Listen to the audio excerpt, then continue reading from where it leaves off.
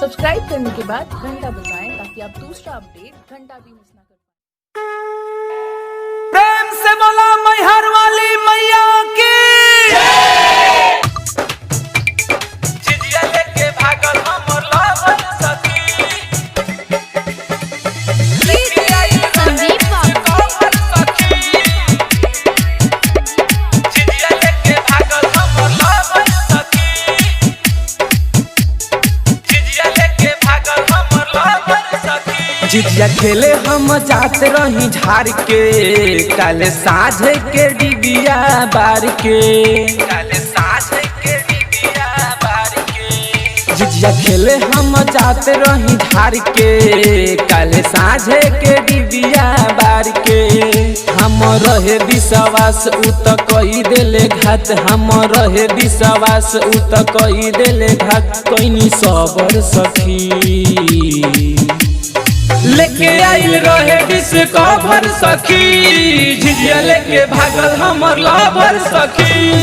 लेके आइल रहे डिस्कवर सखी झिझिया लेके भागल हमर लवर सखी संदीप झिझिया लेके भागल हमर लवर सखी DJ SK Sound and Tent House. Pachpur झिझिया लेके भागल हमर लवर सखी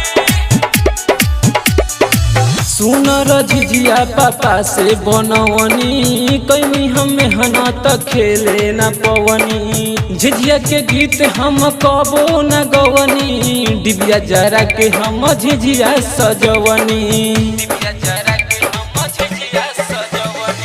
सुनर झिझिया पापा से बनवनी कहीं हम मेहनत खेले न पवनी झिझिया के गीत हम कबो न गवनी डिबिया जरा के हम झिझिया सजवनी हमर मन लेना बात होई गइल रहे रात हमर मन लेना बात होई गइल रहे रात कैले खबर सखी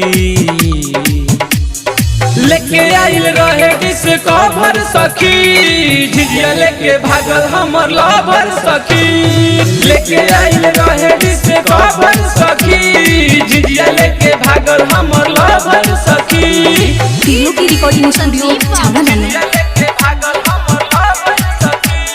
DJ SK Sound and Tent House. Pachpur 92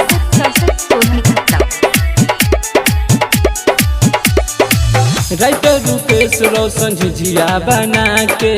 दैनी दुआरे हम गावत रही जाके ओने से अइले हंसैले से ला जाके जल्दी से भाग गइले झिझिया उठा के राइटर रूपेश रोशन झिझिया बना के दैनी दुआरे हम गावत रही जाके ओने से अइले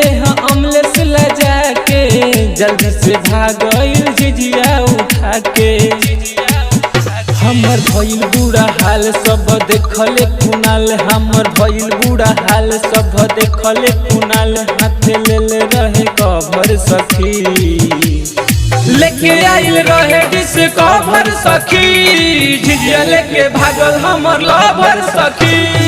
लेके आइल रहे डिस्कवर सखी झिझिया लेके भागल हमर लवर सखी झिझिया खेले हम जात रही झाड़ के काले साझे के डिबिया बार के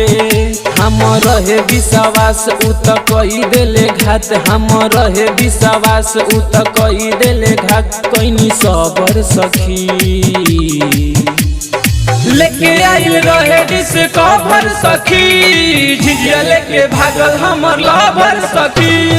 लेके आइल रहे डिस्कवर सखी झिझिया लेके भागल हमर लवर सखी तीनों की रिकॉर्डिंग स्टूडियो